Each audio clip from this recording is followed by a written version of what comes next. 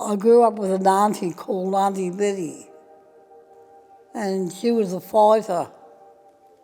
She was a big warrior woman.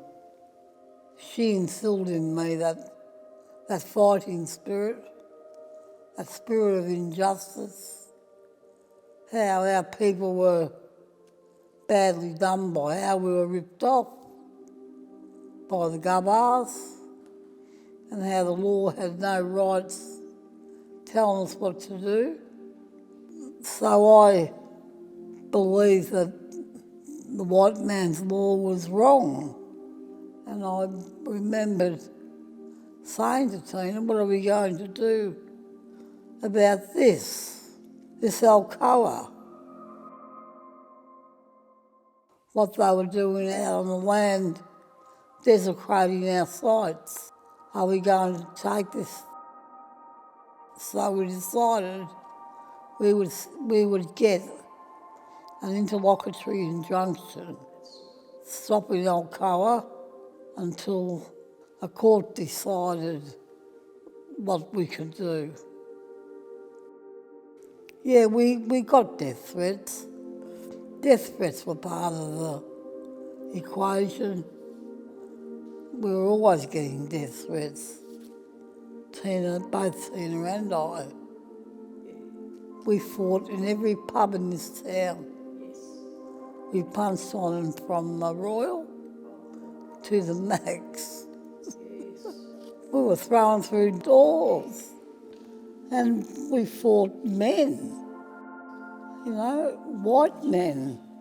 I'll never forget when one of Tina's nephews went screaming at Tina. He was with his white friends and he was screaming abuse at Tina. So this was a two-way street, black and white against black. And it seemed like we didn't do anything right.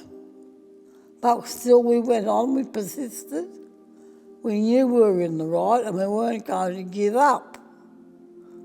And we didn't. Our mothers told us, keep fighting, keep going. And we did. We kept on fighting. We kept on fighting. We kept on fighting. And we went to court. In the end, we had our elders. You see, for the protests, we couldn't have our elders. We couldn't drag them through that. It wouldn't have been fair. Oh, it would have been too hard on them. Having them old elders dragged along in the protests and flying banners, I wouldn't have been able to. So we kept them out of it. But we kept fighting the good fight. And we took it to the courts. We believed that the courts had no other way other than to see us through. I had a meeting with my grandmother one day. She told me about what happened at the mission, about how they used to hide in fright from the white men who would go riding around with guns when the men went away working, and how they'd hide in the riverbank. She told me about it. And I said to her then, I promise you, Nan, that when I can, I'm going to fight to get this land back, this mission land. I'm getting it back for you all. And I meant that when I said it. Some of the protests you wouldn't believe, marching down the street, being abused by certain people from the community, were standing on the sidewalk yelling at us, calling us names, telling us to I only want to get home, you idiots.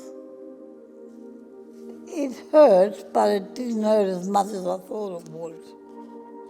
I felt sorry for the people who were saying these things, who were having that attitude, and I understood it later. And it told me that they didn't come from here. Because in every community, you have an element of people who say they come from there, and they don't, because they don't fight for the country, they don't breathe in the air, they don't know, they don't care, because they don't come from here. And I understand that. I understand why they're like that now, because they don't know. They don't know like we know. Alcoa asked us what we wanted, and we said we don't want a lot. The main object of what we've seen as being the right thing to do was to get the mission back. That's what we believed. And then some money put into an account, not a lot of money, to maintain the mission. So we accepted the money, and out of that we built 5 cabins. We built a recreation complex. We didn't want to look as if we were greedy.